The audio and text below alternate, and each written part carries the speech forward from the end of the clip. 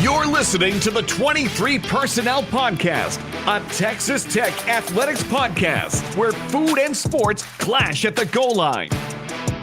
Here are your hosts, Spencer and Michael.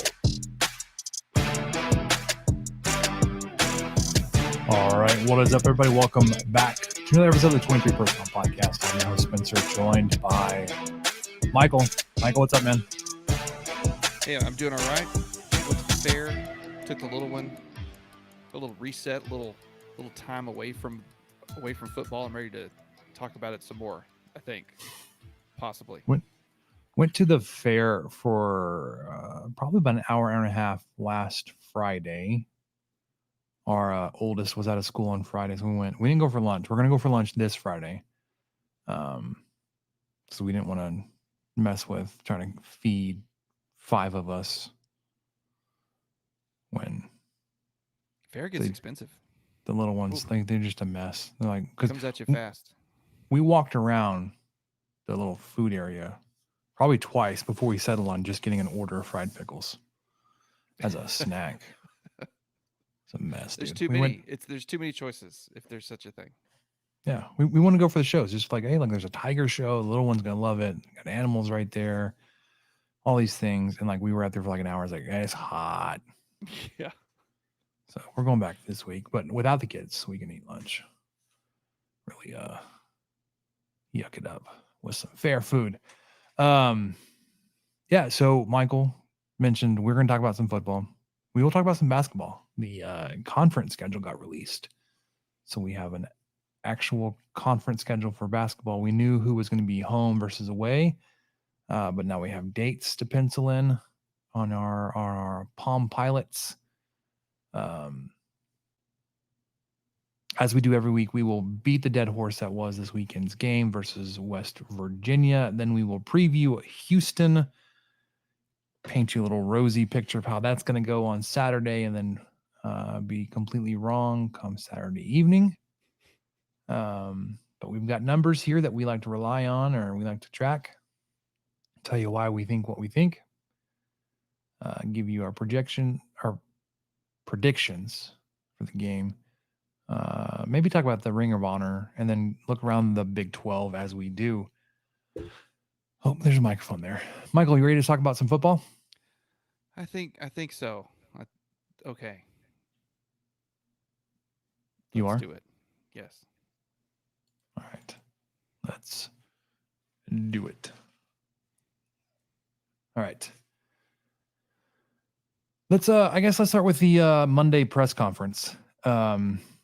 Where head man Daddy Rabbit or whatever Chuck Hines calls coaches.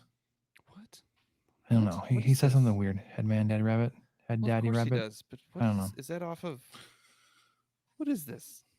I don't know. I Is shouldn't he have like a even beat started. cop from the 50s? Yeah. Is this from Dragnet? Sorry, No it idea. just baffles me. I hadn't heard that one.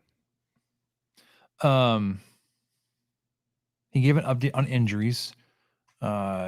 Did confirm that Tyler Shuck broke his leg.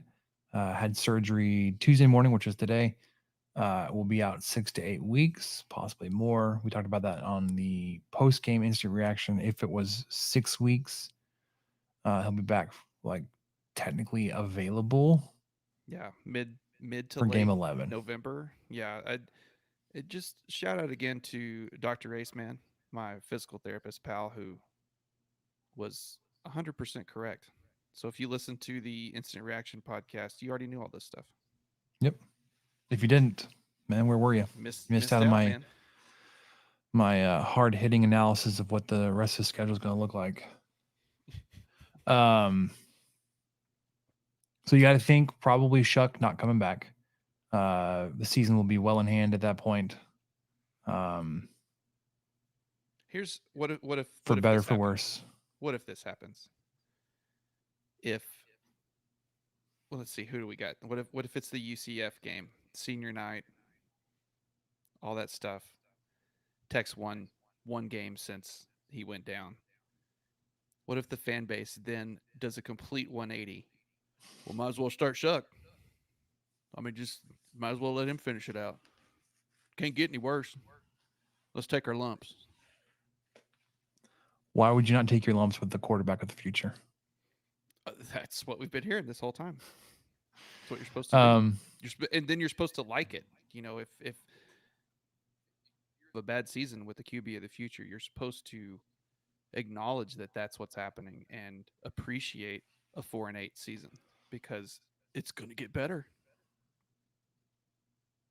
Sorry. Yeah. I'm off to a bad start. Let's keep going. You had better things to say.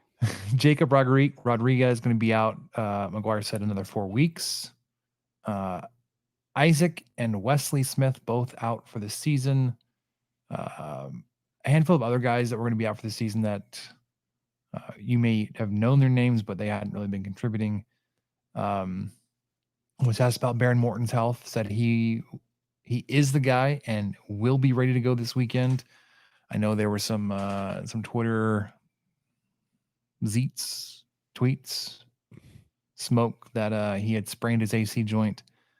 I mean, he did go down really awkwardly with a defender on him and landed on his shoulder, his throwing shoulder. Got up, grabbed it, was grimacing there in the fourth quarter. Some dude said it was a grade 3 AC sprain. It's like, my brother sent that tweet to me. It's like, there's too much detail in this tweet to have it be believable. Like there's just too much. There's no way they would There's no way that they would released at once. Yeah, or that would come out on a Sunday afternoon. Yeah. He may not know that. Anyways.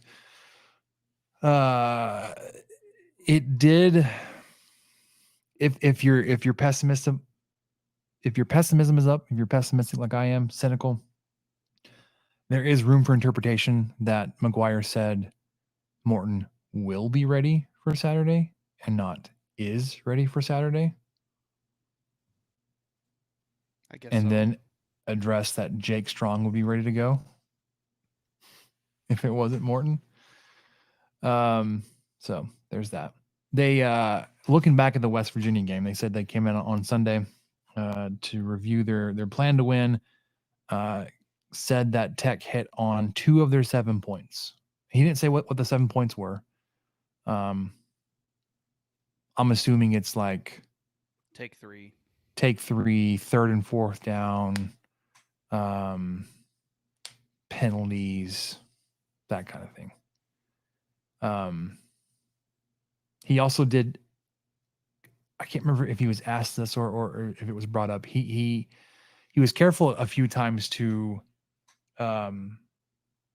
phrase some of the things he was saying as like, I'm not trying to give you an excuse for what, why we are the way we are. He was talking about injuries. He was talking about drops. He mentioned that through 4 games this season, Tech has had more drops in all of last year in terms of wide receiver pass drops. So there's that. I didn't know it was that bad, but it didn't look good on Saturday. And a lot of the passes weren't there. So it wasn't all on the wide receivers, but yeah, there were some obvious ones, especially those quick slants where it's like they were surprised that the ball showed up. Yeah.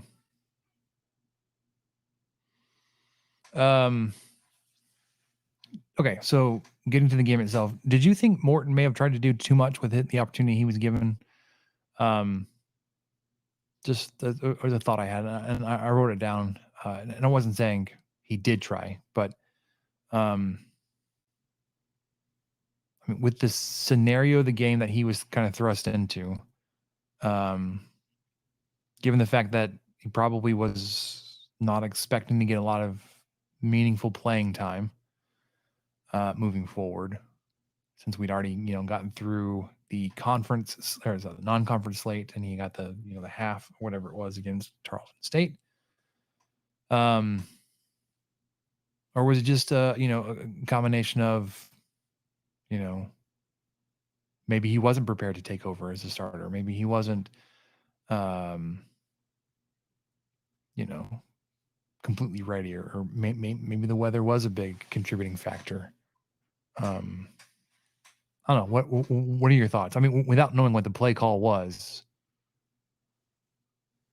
I don't think he tried to do too much necessarily, because I would equate that with making really risky throws or throwing deep downfield, which I don't recall him doing that much. Not He was once. off. And weather could have been a factor on that. I mean, as I think you mentioned in the instant reaction, as the rain started to kind of die down, or it started to dry out a little bit, that kind of happened to be when Tech's offense started to move the ball a little bit better. But yeah, I mean, I know some of those throws were well over people's heads. They were at their feet, and the receivers weren't doing him any favors either. It was, what I'm hoping is just such a collapse in every single facet of the offense besides the running game that it just can't happen again. That it was everything that went wrong, including getting your freaking starting quarterback's leg broken. I mean, shit. Everything that went wrong, and that was the floor. Everyone likes to talk about floors and ceilings. We saw the floor, and that's it. Just going to pick ourselves up. It will not get worse than that. That's what I have to believe. That's what we as fans want to believe. So I'm not going to put it on him necessarily. And like you said, we don't know the play call, so I can't necessarily say Kitley was trying to do too much. I do think there were opportunities to run the ball a little bit more than he did, but I think they were sitting Brooks there towards the end just because the man was tired. And that's the only running back they have. How is this the only running back they have?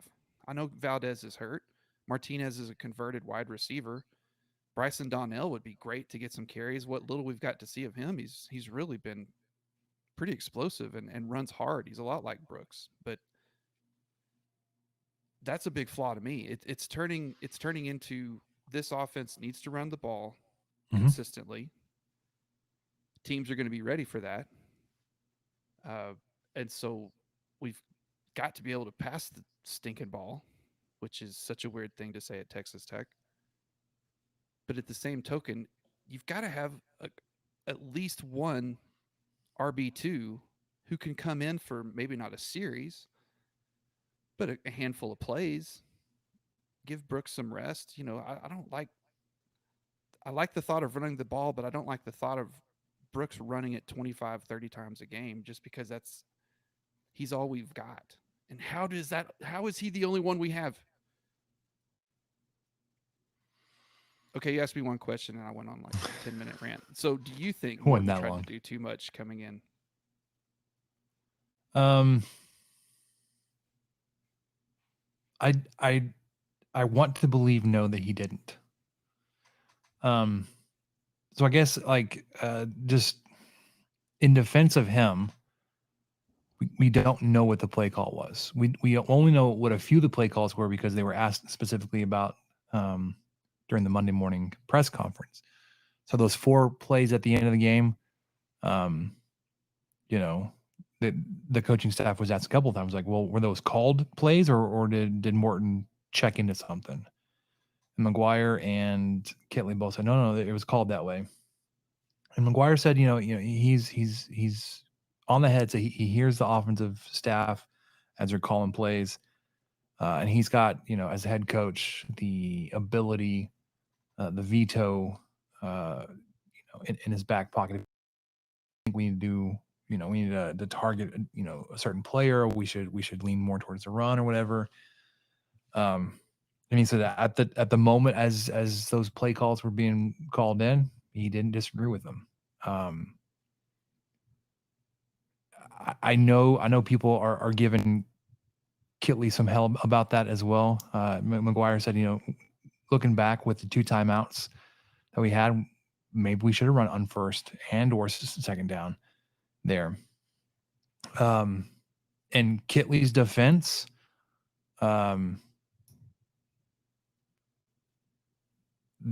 the plays as they were executed were very nearly converted, right? Or It's true. like, okay, so the third down throw to York, he was wide open. The throw had to be placed in such a way where it got over a linebacker that was between York and Morton, but that linebacker wasn't really covering York. And I don't want to like throw players under the bus, even though I've done that a lot with Shuck. I should lighten up a little bit. That's stupid. But York may have jumped a little too soon because it looked like the ball was a little bit behind him, and he was coming down from his jump as the ball was getting to him instead of, however it is best taught, to catch the ball at the height of your jump, and preferably have it be in front of you instead of behind you. You had a matchup that you liked with, I think it was Martinez on a linebacker in space. So I mean, like, yeah, you get down there, 1st and 10 from the 11. You got 4 plays going in to try to tie the game with a touchdown there. You'd want to hand the ball off to Brooks, who had been doing so well throughout the game. You mentioned that maybe he was sitting out for, because he was fatigued a little bit. If that's the case, one, like, yeah, we need to find, a second running back to spell him a little bit. 2, it's like, if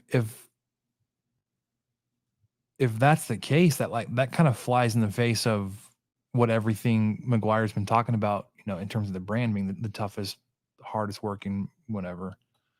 I was like, if your play call is being adjusted because a player is out because he's not able to go because he's tired, I don't know, man. Like, again, I want to put that on Brooks. Like, well, we lost the game because we couldn't run the ball because Brooks wasn't conditioned in such a way that he could take carry number 26 there. Maybe it had to do with that he had 22 carries in the second half, and it wasn't that he had 25 carries in the game. Is that he had 3 carries in the first half and then 22 in the second half. Mm-hmm. If it was 13 and 13, I am 99% confident there would be no hesitation to give him the ball again and again in the second half right there. You know? Yeah, that very well If could the have carries been were spread out. a big part But of I it. don't Yeah. know. I don't know. I wasn't on the sideline. I don't know this man's conditioning. So I do know, before you even get to that spot, we talked about it in the instant reaction. You basically wasted away the entire first half. You weren't any good on first and second down. You weren't really even good on on third down. But first half average distance to go was greater than 10 yards. You were actually losing yards on first and second down. You ended up only 2 of 18 for the game. Brings your season percentage down to 37% on third down, which is 91st in the country. Because you so bad on first and second downs, you've actually haven't attempted a lot of fourth downs yet. You've only attempted 8 on the year because they've just been so you haven't had the opportunity. Even with the aggressive nature that this coaching staff views going for on fourth down, when it's 4th and 9, you're not going to go for a lot of those. I know you did. I know you converted a 4th and 9 in this game to even put yourself in a position there to be tying it late. So I feel like to say I was a little bit all over the place, but no, you're good. I wanted to come back to running the ball and just how effective Brooks has been. So, like you mentioned, 3 carries in the first half, 25 in the second. He has 6.75 yards per carry on the season, and that is which is 11th. ridiculous. Yeah, that's 11th in the FBS, and that's on 61 carries. Most of these guys in this top 10 or 11 range have 40 something carries or 50 something. So there's a chance that's maybe they broke free for a long one, and that could skew it a little bit. But our guy has done it on 61 carries. There's only one running back in the FBS who's had more carries and is still in this conversation. And it was the 4th place guy who I can't remember, but he had 77. So he's averaging 7 yards per carry almost. I don't think this is sustainable. I hope it is. If defenses just stack the box every single time, it may not be. If he's unable to go because he's being asked to carry it every other play, every drive, it may not be. I don't know, but it looks like our linemen, which are questionable on pass defense, can make lanes and can move guys around to give Brooks a place to run through and other running backs as well, assuming that there are some on the roster. The completion percentage, this is something else I wanted to point out, is abysmal. So Texas Tech, the passing offense, all that kind of good stuff. 54% completion percentage on the season. That's 113th in FBS. Abysmal. No wonder Tech's running the ball so much, if you look at that. But I'm just afraid that if that doesn't turn around, then we will become a one-dimensional team, and defenses will just eat our lunch. Especially if you get into the red zone, they're just not going to. It's not going to be hard to defend us, and they'll hold us to a field goal every time. Yeah, I don't know how to even address that. How do you go about addressing completion percentage? Because you have dropped a lot. We talked about this just a minute ago that they've dropped more this season so far through 4 games than did all of last year.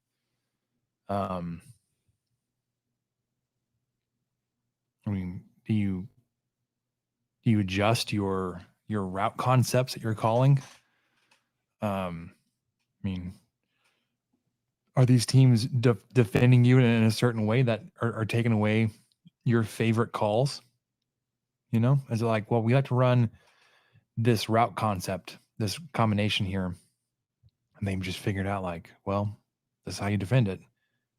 And we just need to figure something else out. You need to move away from your tendencies and find something else, or is it just like, I don't know? Because we actually talking in the Discord. I don't know if you saw this, Michael. We're talking about how we just thought so highly of Kitley and his utilization of inside receivers, and we thought Price and White and McRae were just going to be superstars, man.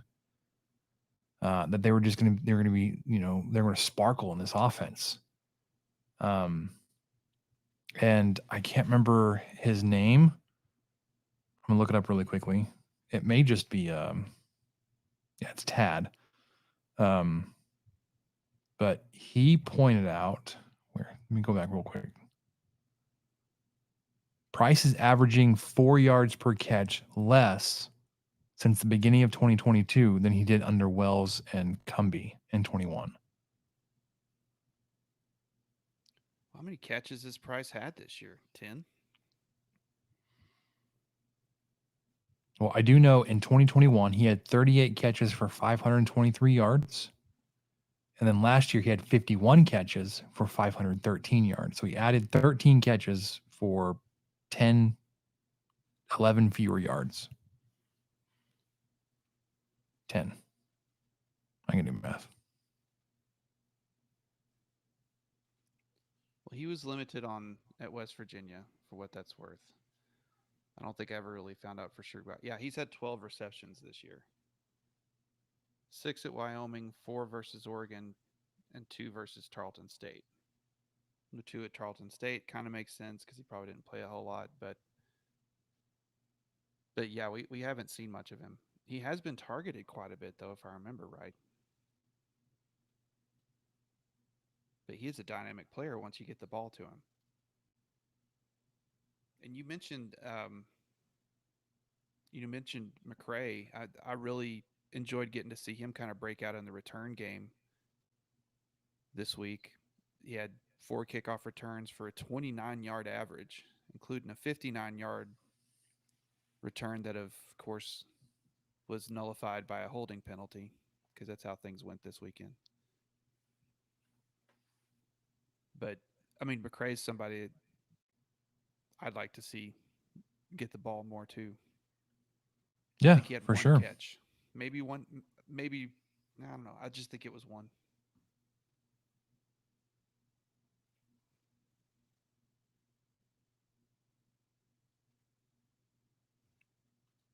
We can talk about the defense a little bit. Yeah.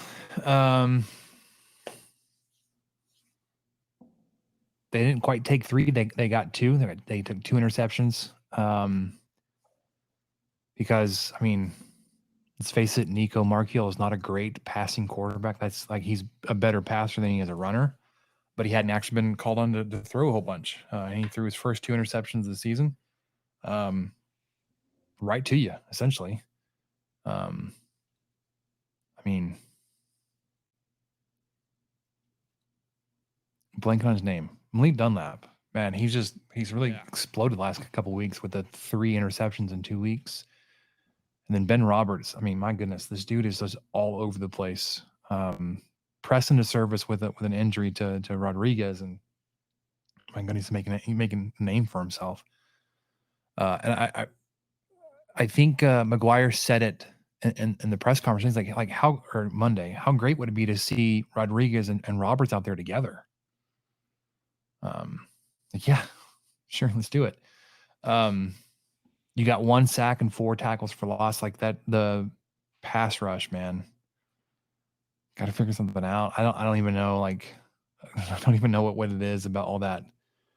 I mean, again, I get that when you lose a first rounder, like a guy like Tyree Wilson can cover up a lot of things where he can, he can make those around him much better. But my goodness, like Miles Cole was good last year. Adederay was good last year. Linton was supposed to be really good. Revelation off the edge, what we were sold. luckily, I know we'll get to when we talk about the Houston preview. We're playing a team and a quarterback in Donovan Smith, which we have a lot of scouting on Donovan. Doesn't have the best feel for the pocket around him. So like even if you have a slow pass rush, you may still be able to get to him. The defensive penalties, I think, can be cleaned up. I mean, it's not that you were committing penalties because you were beaten. Like you weren't committing a defensive pass interference because the guy got behind you and it was the last thing you could do to keep him from scoring. Like the holds, the pass interference, which was maybe iffy on the rewatch there. Those type of things, like, man, they were like, I think they were like effort and focus related, right? Like you were just undisciplined for a second. You got, eyes caught looking the wrong direction. You had to take a makeup step, or you just were losing focus there towards the end of the game. I don't know. It just felt like a lot effort related, not effort related, discipline and focus related, rather than like you got beaten, you had to do something to stop them from scoring on you.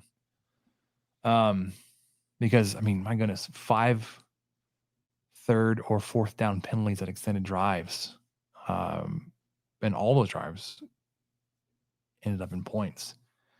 And then McGuire added something I wasn't even aware of until he said it, that tackling still has to get better. And I didn't realize, I didn't think it was atrocious on Saturday. I thought it was better. I thought it was worse in other parts of the season. But he said Tech gave up 68 yards after contact against West Virginia. And remember, they only had like 250 total yards. So giving up basically a third of them after contact, like that's pretty significant, right? Like that's a drive of yards over the course of a game. So a game-winning drive, one might say. Yeah, there's that. So coming into the game, I predicted 27-24 Texas Tech to win this one. I guess I was close on West Virginia's points, only getting 20 of their 24, but doubled up Tech's. Like I said they had 27, ended up with 13.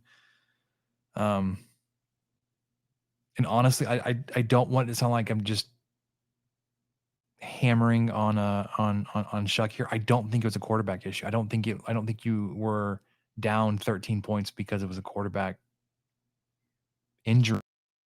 I'm not trying to prop up Morton here. I really do think a lot of what we're seeing right now is attributable to Kitley and how he runs his offense. We'll talk about it a little bit more in depth with the Houston preview, but like you run the ball, one of the most efficient running teams in the country right now.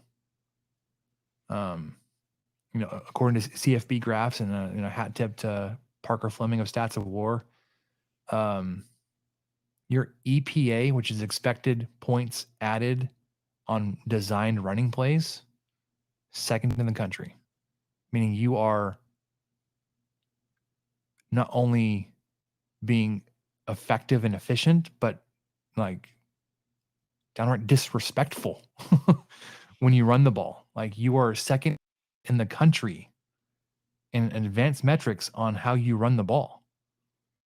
The problem is whether it's because of Brooks is able to carry 25 times a game, which they're not being a second guy, or you just there is other statistic on this graphic that we retweeted from the account today. RROE, which is rush rate over expected, that's a negative number for Texas Tech. What that means is compared to an average team, you are throwing the ball 10% more than what would be expected in that same scenario. So like it's even accounting for like tendencies and all that kind of stuff. It's like based on down and distance, a team would do this, would run the ball here. and you throw it 10% more than the average team. So that also accounts for teams like Army, Navy, that always run it. Anyways, Michael, in the notes here, it says you have a big revelation. Have we already talked about that? No, this is. What you got? It's really not that. It's probably nothing that hasn't already been said before, but I don't think we've said it on here. What are you talking about? It's all bold. 2 exclamation points in the notes. Like it might as well have been like putting all caps in the heading. I should have underlined it. Underlined it. But the big revelation is a lot of us have been doing some soul searching this last week or two, but especially after losing to West Virginia and kind of demanding that McGuire and Kitley take ownership of the claim that this team could beat the last bowl team by 21 points and all this type of stuff. My big revelation is last week's 8-5 team. What if they were just a lucky 5-7 team? What if they were just a team that got lucky in those 4 one-possession games, those 3 overtime games? And a lot of them, Tech was either up by a lot or down by a lot and somehow got back in it and won the game on a walk-off play or, some crazy overtime thing that happened, a field goal that was kicked a little too high possibly, or, knocking Dylan Gabriel out, or, all these different things that happened. Trey Wolf coming in after Garcia had missed a field goal to kick a 47-yarder to go to overtime. All these different things. What if we told ourselves that Tech was a legit 8-5 team when they were realistically more of a lucky 5-7?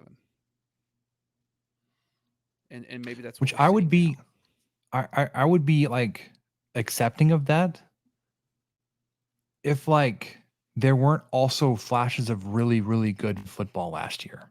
Like it's not like it was like, it's okay. And oh yeah, there's like a 50-50 ball that you came up with, or weird fumble recovery statistic where you like led the country or something like that. And I get your point. Yeah, there's that. And we talked about like there's possibly going to be some regression here. And there probably is some of that. I still think that like there's a lot that we're seeing that we have to trust our eyes. Like there's just still something not right. Because I think I don't know if I believe that the luck factored into you being a 14-point favorite on the road in Laramie. I don't think luck played a factor into you being a 7-point favorite on the road in Morgantown and losing both of those games. Or spoiler alert, a 10-point favorite at home this weekend. Spoiler alert, Houston's going to cover that. Yeah, I kind of think so. So to even make it to a bowl game, Michael, you got to go 6-6, right? You mean you got to win 5 more games. You got to go 5-3 to finish out the season, just to hit 6-6, which would be a step back from last season, right? Because you were 7-5 last year in the regular season. You would expect to step forward year 1 to year 2. To do that, Michael, one, some of your easier games are behind you.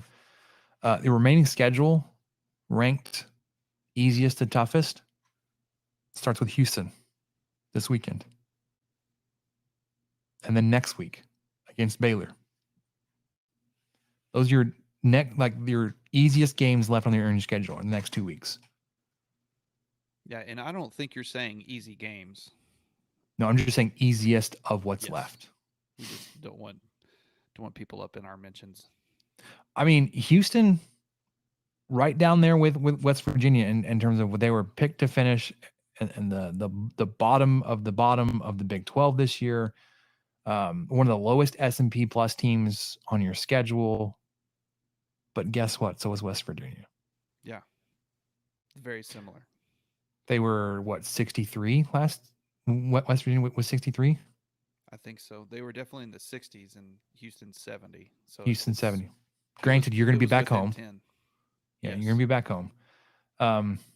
So your remaining schedule in terms of how difficult it will be for Texas Tech to win. Houston, Baylor, BYU, Kansas, UCF, TCU, Kansas State, Texas.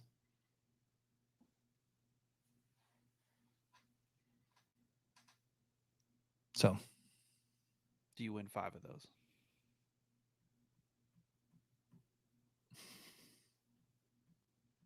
Okay, on to the Houston Cougars preview. so This is fine. It's good. It's good. We're happy. We're happy. We're it's good. love football. We love football. Yes. So It's not even because October. of the defensive performance, you actually moved up. Texas Tech actually moved up in the S&P Plus rankings this week. Just astounding.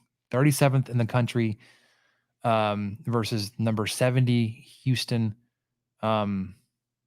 Out of curiosity, I looked around because there were a lot of 3-1, 4-0 teams around you in the S&P Plus rankings. Like, are we the highest 1-3 team? Yeah, we are. Yeah, we are, baby. We're the best 1-3 team in the country. The next closest 1-3 team was Pitt at 53, so 16 spots back, which is idiots. Significant, I think. And even then, beyond that, another 13 spots is Baylor. So 30 spots are between you and the next two 1-3 teams. We need this on a t-shirt somewhere. Hardest, most toughest, hardest working 1-3 team in the country. So that hardest working 1-3 team in the country hits the field 2:30 p.m. FS2. So we're gonna get hammered on TV because we're not gonna have any viewers. 400,000 maybe. Is that even on Hulu? I think it is. I'm sure it Hulu's is. about to go up. Hulu's about to go up, and I'm really ticked off about it. But I think it already has. I think I'm like $85 or $86 a month now. Yeah, it's gonna hike up again next month in October. But you know what else? Like nothing else is like Disney. it's all. Yeah, but say it's all moving up. It's not just Hulu. Like YouTube is not any cheaper. Jerks. No, they're not. They are temporarily. They are for 3 months, and then they won't be. Of course, got to get Disney because I have a 6-year-old. Yeah. Well, we have 9, 3, and 7-month-old. Yeah, I just wasn't speaking for you, but I assumed that's probably on your to-do list as well. Yeah. Well, look, Tad, the same Tad from Discord. YouTube TV is $90 a month with sports, so still saving money, I guess. The Houston Cougars, led by familiar face Daniel Holgerson. Did you see that tweet today, Michael, that says Texas Tech is 2-4 against former assistants? No. Yeah. I guess is it just Brown and Holgerson? I guess so. But what about Briles? That seems like a flawed stat. It's probably it's got some kind of time limitation on it somewhere because you were 3-0. Briles kicked our butts against Brown. Briles whipped you pretty bad. You beat Houston last year, so that's already past you too. Whatever. Yeah, anyways, we're 4-1 against Brown, right? We are now. Yeah, that's what I mean. So I don't know. 2-4 came. What is that? Like the last anyway? It'd have to be very specific. But if you look at teamrankings.com, they have a lot of compiled stats there. Texas Tech is the 33rd best team in the country at home. Houston is 86th on the road. So mark that in the advantage category for Texas Tech. Houston so far is 2-2 on this season. They got there by defeating UTSA in week 1. They lost the double overtime to Rice. They lost by 3 touchdowns at home versus TCU, and then against a not terrible Sam Houston State, bounced back pretty convincingly, 38-7 last week. Yeah, and that TCU game, I mean, it was a one-score game after halftime. I think they went into halftime up, or they were down, sorry, 20-13, but then TCU shut them out in the second half. Hopefully we see some more of that shutout action happening this weekend. Yes. To do that, though, your 51st ranked defense, which is up, like we mentioned a while ago, up from 73. So 22 spot jump in your defense. 51st ranked defense will take on the 44th ranked offense. That offense is led by none other than Donovan Smith, 6'5", 240 behemoth. 94-51 passing on the year, good for 62% completions. Just hit 1,000 yards through the air, 5 touchdowns and 3 interceptions. It's not great. I mean, it's good for Tech. He's not throwing a lot of touchdowns. They do run a lot of other touchdowns, and he accounts for 3 more rushing touchdowns. He's got 8 total touchdowns, the 3 turnovers. Running backs, so their leading rusher by Parker Jenkins is a freshman. All these contributors outside of Donovan Smith are all young guys. Parker Jenkins, running back, one of them. 28 carries on the season for 147 yards. That's 5.3 yards per carry, 3 touchdowns. He's played in only 3 games so far this season. He had 4 carries in the first 2 of his games, and then 20 last week versus Sam Houston. So that's how he jumped up ahead to take the lead in carries and yards. Their other running back you should be aware of, Stacy Sneed. He's a sophomore. They're about the same size. They're both 5'11". Jenkins is 10 pounds heavier. Sneed has run the ball 29 times to Jenkins' 28. 124 yards, 4.3 yards per carry, and 1 touchdown. Then don't forget about the West Virginia running back transfer, Tony Mathis. He's got 16 carries on the year, 98 yards. So it doesn't sound like a lot. Greater than 6 yards per carry. So that's a combined 73 carries between those 3 guys, and Brooks has 61 on his own. Yep. Donovan Smith is their leading rusher by attempts. Granted, that's going to account for sacks too, with 46. But in terms of yards, he is third on that list. So it's Jenkins, Sneed, then Smith, then Mathis. When they do put the ball in the air, they're looking for Samuel Brown. He is their leading receiver by a lot. He's a sophomore, 6'2", 195, 24 catches for 405 yards at 17 yards per catch. No touchdowns yet. Most of those have gone to Matthew Golden, also a sophomore, 6', 190, 24 catches. So same number of catches as Brown, but 204 yards, 4 touchdowns. Joseph Manjack IV, sophomore, 6'3", 220 catches, 211 yards, 10.6 yards per catch, and another touchdown. So total, the U of H offense puts up just under 270 passing yards per game at 6.9 yards per attempt. They pick up 130 yards on the ground, 3.7 yards per rush. They're converting 42% of their third down, only 18% of their fourth down, and they're putting up 27 points per game. Texas Tech defensively. Sorry, what were you going to say? I was going to derail you slightly. Texas Tech has 1 receiver with 20 catches, and it's Jerron Bradley. He has exactly 20.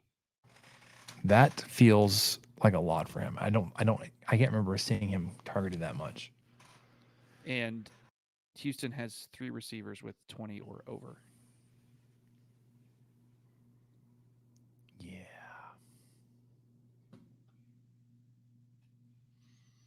Sorry, go ahead. We're talking defense. We are talking defense. I was just thinking about it. These numbers are decent for Texas Tech defense. And that's probably why you're seeing the respect in the advanced metrics. You're giving up 200 passing yards per game at a measly 5.5 yards per attempt, which is really, really good. Yards per game is up and rushing. You're giving up 147, almost 150 yards per game there. only 3.8 yards per attempt. So teams are picking up these yards by just hammering the rush game. You are allowing teams to convert 40% of third downs, 63% of fourth downs, and you're giving up 24 points per game. Flip that when Texas Tech has the ball. They are the 32nd ranked offense, which was quite a bit of a tumble from last week, 18th to 32nd, but you are facing the 91st ranked defense. They are led in tackles by linebacker Malik Robinson, 6'2", 230, 25 total tackles on the year, 13 solo. I like to point this out every time it comes up because it's not good for the defense. Their second leading tackler is a defensive back, Adare Halsey, 6', 215. He's got 22 tackles on the season, so right up there with Robinson. He's got 2 passes defended. And then third is a defensive lineman. I don't know what position he plays. I believe it's an end. Nelson Caesar, just based on his size, 6'3", 250. He's got 19 tackles on the year, and then leads the team in sacks with 3.5. The team has, so Caesar has just about half of those. The other guy you should look out for in terms of getting pressure on the quarterback would be defensive lineman David Ogwogbu, who has added another sack and a half of his own.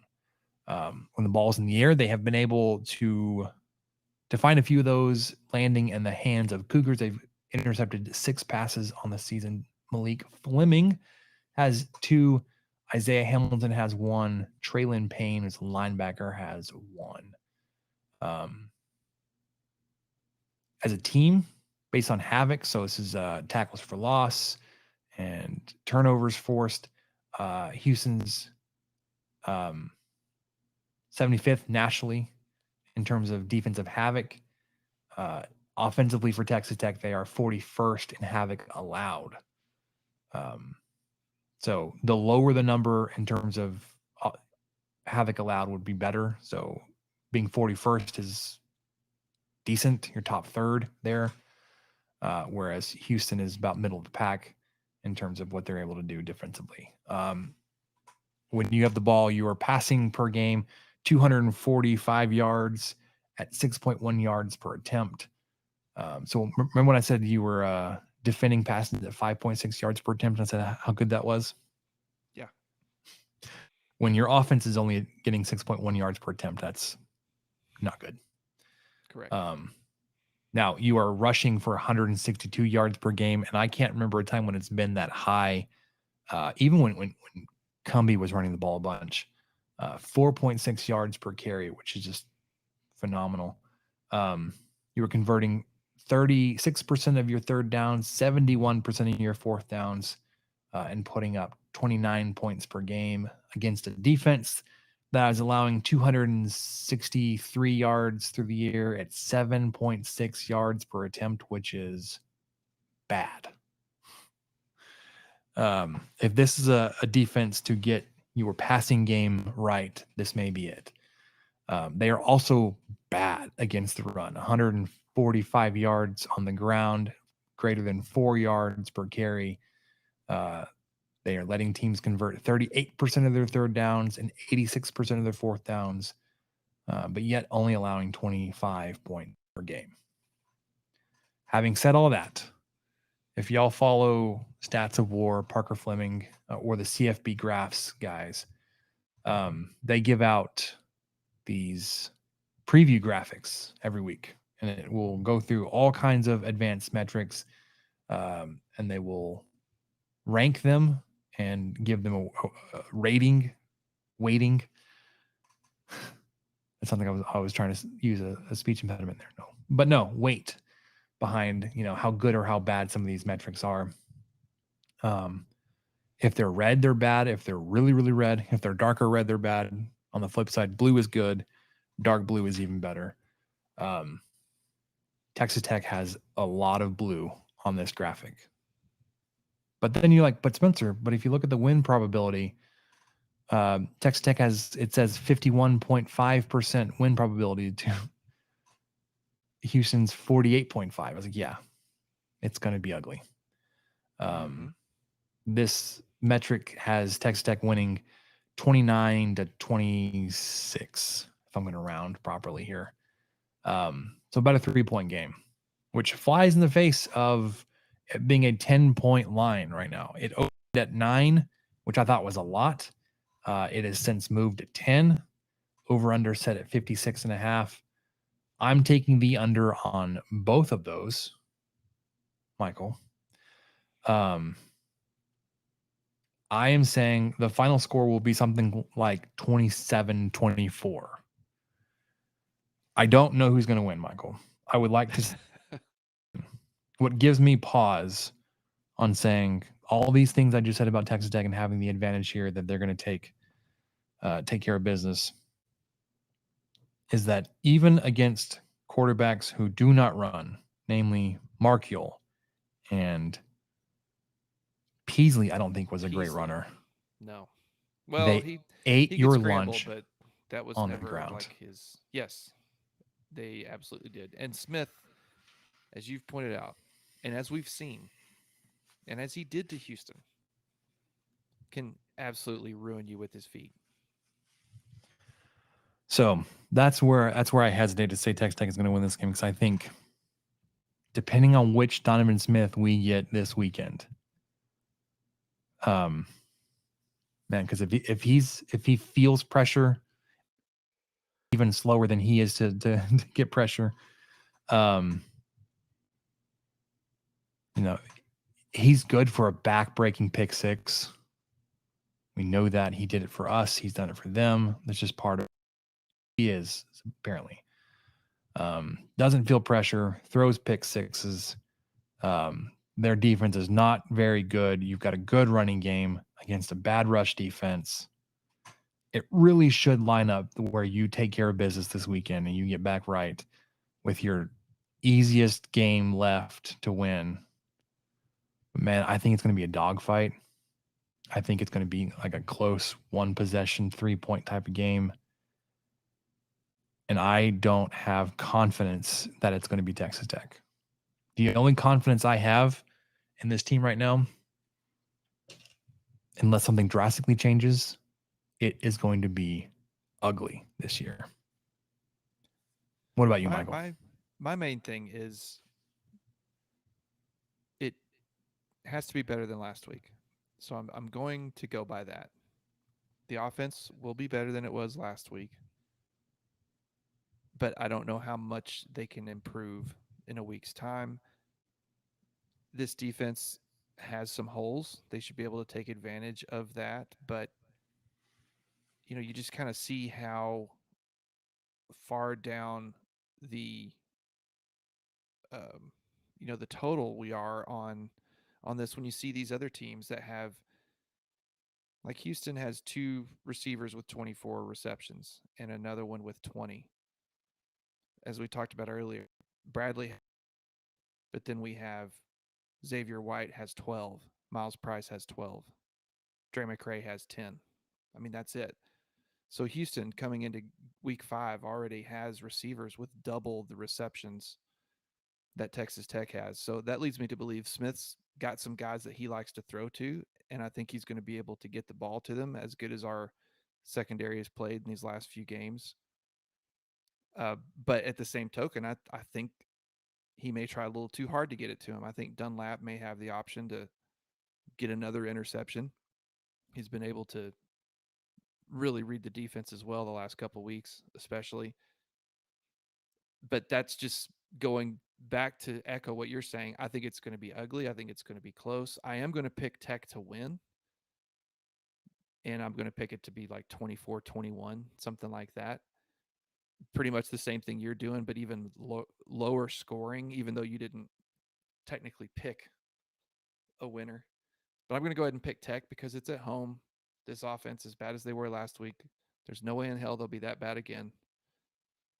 And Houston has a similar offense that has some similar woes, and I think a defense that Tech can exploit a little bit. And I think that'll give them the edge. But this game's going to tell me a lot. And I don't think I would pick. I don't know. I don't know how this game's going to go, but it's if Tech loses by a couple touchdowns or something at home, I think I would have trouble picking Tech to win a single game the rest of the year. When it comes down to just week to week, like we do, picking them to win, it would have to be some really crazy circumstances. So I feel like this game is a really pivotal one. Tech needs to win. I'm going to will that they shall do so. Can I just by 3? It even feels like, though, Michael, almost like playing an FCS opponent in the sense. I'm not saying Houston's that bad. What I'm saying is, like, if you win, you're supposed to. Sure. So, like, you don't really learn a whole lot besides, like, you were supposed to win that game. If you lose it, it's eye catching. It's a statement.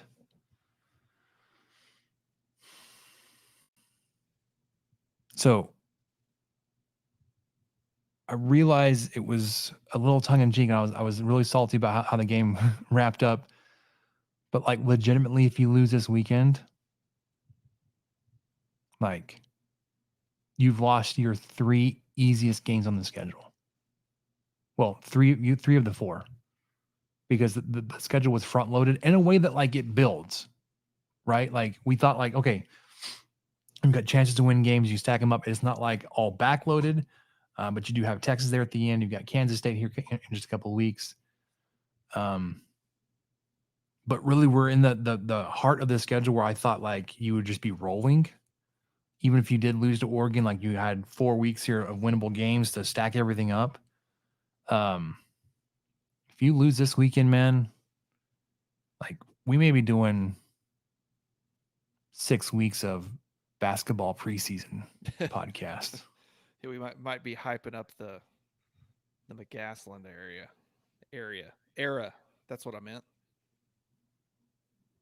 I like adding extra syllables. My mom does that all the time with words. Why can't I? And, like, I'm almost getting jaded where, like, how bad is the basketball team going to be? We can't. No, they're not. Blank slate, clean slate. All right. One more thing on this weekend before we look around the rest of the Big 12. Ring of Honor inductees. Big ceremony happened this weekend. Michael, there are 3 big names. Truthfully, I didn't know one of them. Matt Wingo. I think I got that right. But I know the other 2. Mike Leach and Cliff Kingsbury. Oh, I've heard of those. Yeah, I've heard of them guys. It's been a long time coming with Leach, and it's a shame that it's posthumously, but at least Tech's trying, and it sounds like the family's open to it and receptive. And I know there was some animosity there from both sides, not necessarily,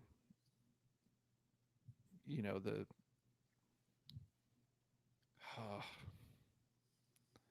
man, I had a word for that. For his family. I mean, maybe they didn't feel the way that Mike Leach did it so much, but I'm just glad. I'm glad to see something kind of moving that direction, even though it's probably too late and it's probably never going to be quite enough for some people. But to me, it's at least the right direction. Is Kingsbury coming? I don't know, but both of these feel like it just have, like, a weird vibe to me, because neither one of them left or have since been all that high on the university. I'm not saying, like, Kingsbury's badmouth the university, whatever. And maybe I'm just reading too much into something that wasn't actually there. I remember the video of Hokut calling Kingsbury to tell him all this. And Kingsbury was like, okay, Great, sounds good. cool. University gave me a lot. I was like, don't know. I just it has a weird vibe with both those men, just how they left the university. Right. It's So it's kind of strange to have two guys that were fired come back to be Ring of Honor inductees. But I know that that's just such an easy statement to make. and I get that Kingsbury's being honored for his playing, I right? know. Yeah. And Leach obviously has what like the highest win percentage, and he set those records and all the stuff with the Yep. bowl game attendance, all that kind of stuff. Like it's all there. But anyways, that's happening this weekend. You know what's happening this weekend, Michael? A whole heck of a lot of Big 12 football. Starting Friday. Friday. Gotta Get get down up on early Friday. on Friday. A couple of Big 12 newcomers facing off in Provo. Cincinnati making the trip out to Provo. BYU is a slight favorite. I wonder if this is because of just the way these two programs have been trending the past couple of weeks, with how BYU took care of business at Arkansas and then was competitive against Kansas, which is kind of weird to say that like they were. Kansas did have a couple of defensive touchdowns, but they did put the Cougars away there. 9:50 late night kick Friday night. So get back from your date, turn on some college football. Yeah. Make you a pot of coffee. Should I say that about a BYU game? Was that I wasn't even trying to be funny. I was just I mean, thinking it's 9:15. I legit, if I was going to watch that game, would make some coffee at would about say 9 most o'clock. students or alumni or members of that church would not be partaking in coffee. I Agreed. say that church. I'm a member of that church. I don't want to be. I want to be like distancing myself from that. That's not what I meant at all. Yeah. I mean, I That's late. That's so late. It's great such a though. I late mean, kick. it's Friday night. Most high school games will be over by that point. Now, you But probably won't yeah, be they should home. be. The game may be over Yeah. before this one even starts. You're still so. driving back from Goldthwaite or whatever, but you're not sitting in front of your easy chair unless you had a home game. So yeah, I like it. I think it's good for the Big 12. It's gonna be a really cool atmosphere. I would definitely take BYU at -2.5. I think so too. And then as luck would have it, Big 12 has no 11 o'clock kicks scheduled for this weekend. So if you stay up late with the BYU game, sleep in a little bit, you're not going to miss anything, man. No, not a thing. Not a thing going on at 11. Don't worry about it. Baylor at UCF. UCF is a 12-point favorite, 11.5-point favorite in.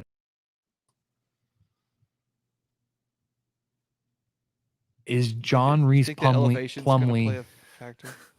I think they're about the same. Yeah, I think too. Is Plumlee back for UCF? Quarterback was bad. He may. If he is, give me UCF to cover. I can't. That seems like a big line, even though they're at home and it's their Big 12 opener to host. I would Against take Baylor.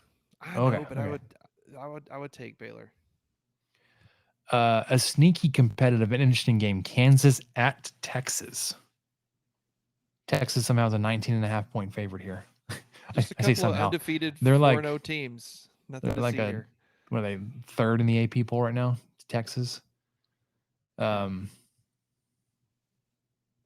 Give me Kansas to cover. Yes. Maybe it's a backdoor cover, but give me Kansas to cover. I would take Kansas to cover as well. Iowa State at Oklahoma. This one could be ugly. Oklahoma, 20-point favorite at home. That seems low 6 to me. p.m. Maybe they're saying with Iowa State putting up all those points against Oklahoma State and Oklahoma struggling with Cincinnati last week. Those two things are coming together a little bit, but 20 feels it feels low. Maybe they're saying that the Iowa State defense is going to keep it close. Yeah, that's and true. 20 is close. It is, and I'm sure that's the point. I'm sure that's the point of some of these lines is for an idiot like me to go, well, they'll beat them by 25 or 27. So I'm sure that's the appeal of this line. But I would still take Oklahoma minus 20. I mean, Oklahoma State did put up 27 last week against Iowa State. Last one on the slate, West Virginia in Fort Worth. Frogs are 12.5-point favorites. West I think Virginia's on a bit of a roll, man. I think TCU can win this. I think TCU can cover. TCU has some athletic players on offense. I was expecting and hoping that the SMU game last week would be a little bit more competitive than it was, but it was pretty clear pretty early on, maybe second quarter. Okay, yeah, TCU's eventually going to run away with this, and they did. So I'm not going to pick it as sour grapes, but because they just beat us, but I do think TCU will cover. I think they're going to be tough for West Virginia to handle. So I was looking at our preseason tracker here. I am perfectly in line with Texas Tech, also 1-3. My losses here will continue to stack up because I was super high on this team. I thought they could put 10. And then what a joke that's going to be. We both picked. I think we've all been. I think every year we've done the podcast, we've been within one or maybe two games of the final record. I'm going to be so far off this year. Yeah, I don't know how that's going to go this time. I'd like to go back and see, but I think last year we were one game off, and I think we picked different ones, but we had the same record. And every year we've been right. We've been there. We haven't been too pessimistic or too optimistic, but that may come back to even out this season. You picked 8-4, so obviously you're going to be closer than I am. I guess we'll see how right close. Right now, I'm only one ahead of you, so it's still. Well, it'll even up there. You got more losses picked here coming up. Yeah, I thought Texas Tech could beat Kansas State, so just put. Well, they still could. It's a home game. If it's an away game, there's no freaking chance. No chance. They don't win away games, so no. I think that's where I messed up. Assuming that they're just gonna waltz into Waco and win, and go to Lawrence and win. Ask BYU how that went. Or it's gonna be on the road in Provo. Oh yeah, well we both put L's there. I think that was just out of respect of how beautiful that game's going to look on TV. I just can't wait to watch Texas Tech play in that stadium. It's so cool. And I thought that was going to be the one game, like, you'll lose this game as a game that you should win, but you'll lose it just because it's something weird's going to happen. Lol. All right, let's talk about basketball, Michael. The conference schedule came out. So we knew that, your home and away and the home and away matchups were set. So you will see these 5 teams, both home and away this year: Baylor, Oklahoma State, Texas, TCU, and UCF. I remember thinking about this, that it almost felt like the schedule makers were trying to manufacture some rivalry there with Central Florida, because you do play them 2 basketball games and you get them in football this year. Yeah, and you don't play them. The natural fit there would be Houston, just because it's in state, and that would make sense. But I wonder if they did this with the other teams. Maybe they had a home and home with, 4 teams they're kind of used to playing, of course, aside from the new guys, because they're all different. But maybe they threw in one of the newcomers in there instead of obvious. Well, why don't we play Oklahoma twice, or why don't we play Houston twice? Why don't you go to Orlando and have them come to Lubbock? Yeah, okay. Yeah, sure. So you get great regional conference matchups there, both home and away, and then teams that you will only face on the you'll only face at home: BYU, Cincinnati, Kansas, and Kansas State. So you don't have to go up to Kansas in basketball. I love that. I hate the teams that you have to play on the road, though. Yeah, those are Um, tough places to play. Even though who knows what the heck's gonna go ahead. Go ahead. You hadn't even said what they are yet. no, I was you're setting it up great. Like they're all tough places to play and could be top 10 teams. In Houston, Iowa State, Oklahoma, West Virginia. West Virginia may be the wild card here, trying to figure out what's going to happen with their basketball program. But historically, it's been a tough game out there. Playing in Norman's been weird. You've been better than they have, but they've beaten you in Norman. Iowa State's been tough. Hilton Coliseum, and then Houston could be the best team out there, and you have to go to their place. So Yeah, someone in the Discord pointed this out though that the good thing about going to Houston is it's January 17th. it's relatively early. Yeah. So there's a chance schools might still be out. But I kind of don't think so. That seems like school will Not by start that back late, by yeah. then. Yeah. Your conference slate does start about a week later than it has previously. You don't get to your first conference January the 6th, and that will be in Austin. So Now that one is definitely when Oof. school's out. So yeah, that that's might it. be good. But to your point, no students or low student attendance. Then you come home to face Oklahoma State and Kansas State on the road at Houston. Home on the 20th for BYU. Then you get 2 road games at Oklahoma. Home versus Cincinnati, at Baylor. Like that's a really tough stretch there, Michael. Mhm. BYU at home, you think you have a good shot there, but at Houston, at Oklahoma, at TCU, 3 of those 4 on the road against tough teams or teams that you've had struggles with. And then since on the road at Baylor, Baylor's been freaking good. Yeah. That's an I mean, understatement. well, here's the thing about Big 12 basketball. Toughest conference is like you can't turn around like, oh, we have a break. I mean UCF and Cincinnati maybe, but shoot, you follow that up with hosting Kansas at Iowa State, home versus TCU, on the road at UCF, home versus Texas, on the road in Morgantown, on the road in Stillwater, home versus Baylor. I would say Stillwater's a weird place to play too. It kind of feels like Norman to me. Mm-hmm. Oh, for sure. Like It's they've had good teams, but also really tough environment. yeah, you go up there and they, then that one kid drains 8 threes. And it's just It's always okay. somebody different too. Yeah, there's always there's some kid in orange who's going to drain 7 threes and you have no idea why. Alrighty. You want to wrap this up with what do we learn? Yeah, let's do it. What did we learn, Palmer? I don't know, sir. I don't know either. I can go first because this was in the Discord too. Which, by the way, if you're not in the Discord, you're missing out. You need to go to Gambling Gauchos. Click the link for their Patreon.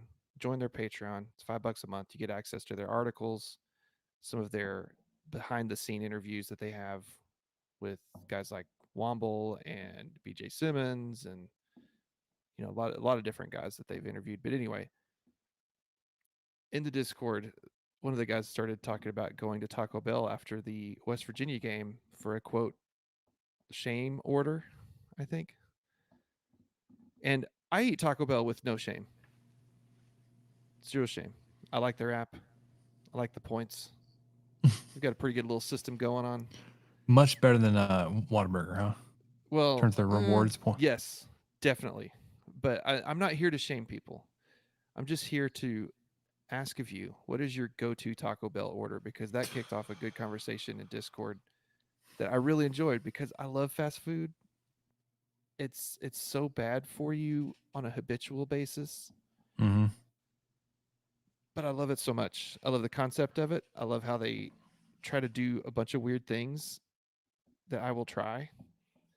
But I just want to hear your go-to Taco Bell order, Spencer. All right. So I haven't eaten Taco Bell in quite a while. Even before we started trying to eat healthier, it was not something that I was eating a lot. But when we do go, when I have gone, I like Mexican pizza if it's on the menu. Try to get one of those. They have a new one now with queso and jalapenos on top. Don't tell me this. That sounds great. But it may have been one of those limited ones. I'm not sure. Basically anything that's really carby. I like the Crunchwrap Supremes Yes. because you need a tortilla and a tostada. Yeah.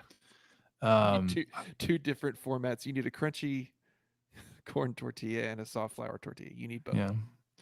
I like the fried chalupas. Those are good, especially if they have cheese sauces in them. Like, this is why when I went to Taco Bell, I would just probably eat 1,500 calories. All right, what's next?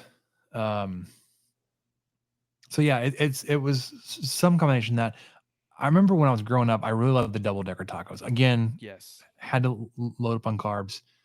The cheesy gordita crunch. Oh my gosh, those are pretty good too. Again, another thing where you need fried dough and a crunchy taco with queso and beans in there. Need some layers. Need some layers there. Yeah. So basically, my go-tos at Taco Bell is anywhere you can double up on the soft and crunchy items. Because if you look at it, I guess outside of the Mexican pizza, although if it sits long enough, you'll get crunchy and soft pieces of that. Crunch wrap, double decker tacos, crunchy gordita crunches, whatever, cheesy gordita crunch. My thing is the mixture of textures at Taco Bell. What about you? I'm 100% with you. My go-to item is the Crunchwrap Supreme.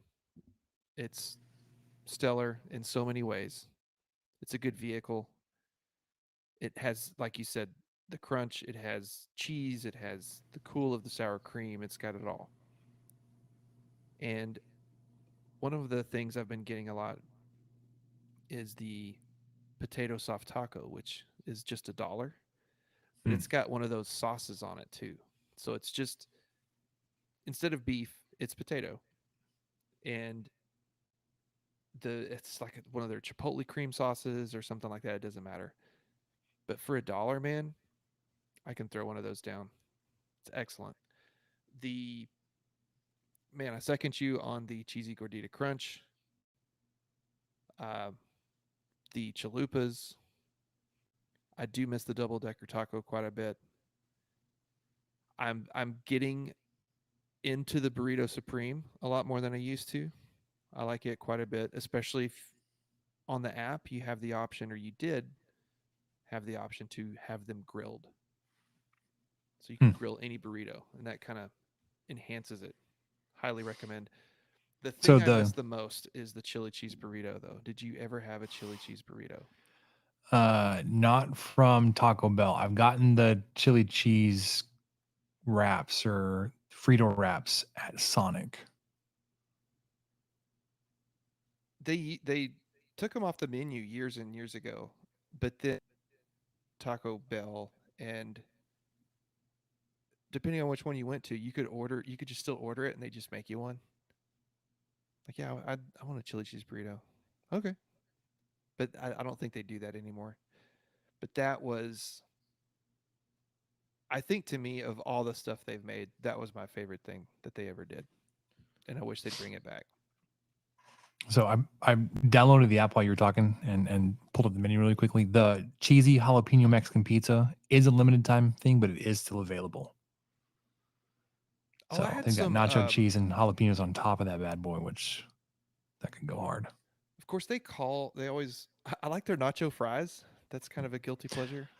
I've tried them. I could never get on board with the seasoning they put on. I was like, this isn't right. Yeah, well, and they're kind of chunkier fries too, so the texture's a little different. But when you dip them in queso, it's just kind of okay. I'm in, sure. But the other thing that they've had recently were basically chicken flautas, but they called them something else because they always call stuff something else.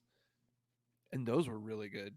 And they come with a dipping sauce, and you can just pick their red sauce, which, I mean, that's great. I love their red sauce. Oh, just a good old bean burrito, man. I make a good bean burrito.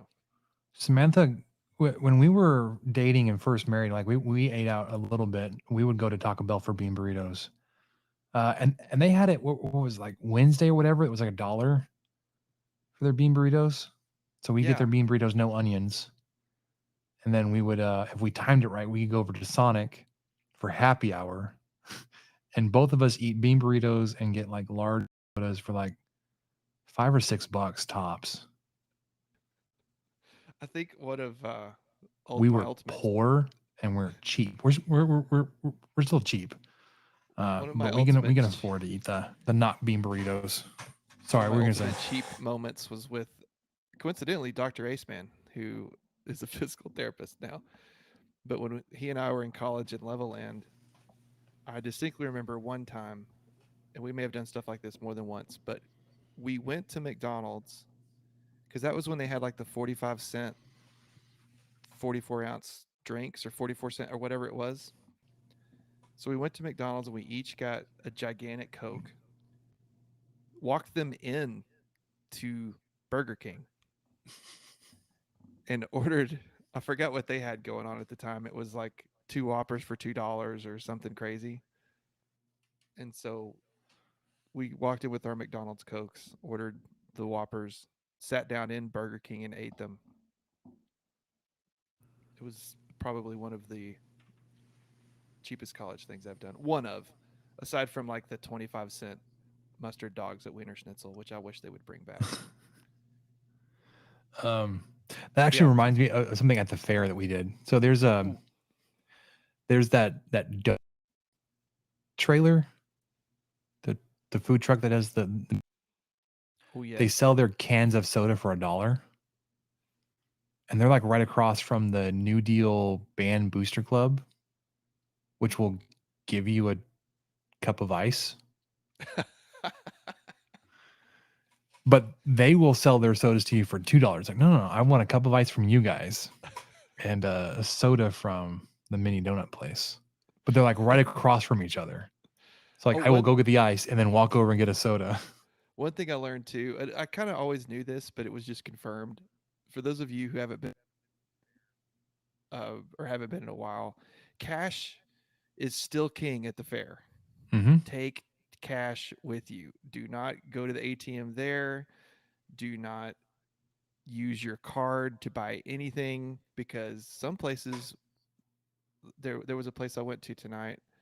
It was a $10 minimum if you wanted to use your card, which we brought cash because we thought, well, I mean, I don't know. I was just feeling like I was my dad or something like, well, we need cash for the fair. Obviously, we got to have cash for the fair. He didn't talk like that. I don't know why I'm doing that. But anyway, they definitely reward cash because they don't like that transaction Yeah. fee. Mm-hmm. And what else was you get charged a fee because you have to put your you buy your rides or whatever on a little card. So you have to pay $2 for the card. And then if you use a credit card, then you pay a fee on top of that before you even pay for, before you even put anything on the card. So just know that. Take cash. Yeah. Okay. So one of the reasons why we're going back for the fair, as we were wrapping up, we're getting ready to leave. It was like 4:30, like last Friday afternoon. I guess it was 4. We were like, okay, well, there's a couple things left that we were wanting to get. We wanted to try like a cheese on a stick. We wanted a funnel cake or whatever. Corn dog. Legitimately, every place we walked up to was like, we're closed. We're until 5. What? Or like, we just ran out of batter. Or the whole lunch shift is gone. Dinner shift doesn't get here till 4:45. So we'll be back up and cooking. And like, I'm not waiting 45 minutes for a funnel cake. We're fresh out of corn dog sticks. Like, it was like something like we went to 4 different places and we got a different excuse at every one of them about like why they were closed for the next hour. I was like, all right, that's fine. We'll just go home early. I'm not standing around for their show. I'm not standing around for dinner. We're out of here. We'll have to come back. So that's one of the reasons why Samantha and I are going to go back. We're going to get something, whatever we missed, whatever we wanted to get. We could probably cheese on a stick. That looked really good. Yeah. I like the 'cause ones we that got- do pepper jack or something too. Yeah, because we got a funnel cake last time. So we don't have to have a funnel cake this time. But anyways, That'll do it for us in 23 Personnel Podcast. Hopefully got you ready for the game this weekend. I don't know what the game's going to look like besides ugly.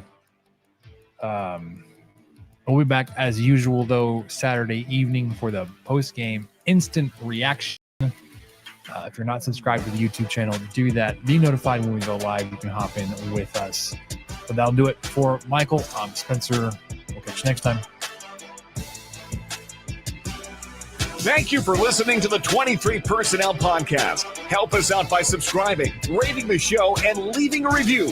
Follow us on Twitter at 23 Personnel, Spencer at Punt Suck, and Michael at Michael_LBK. Be sure to catch the next episode. And until then, guns up and let the tortillas fly.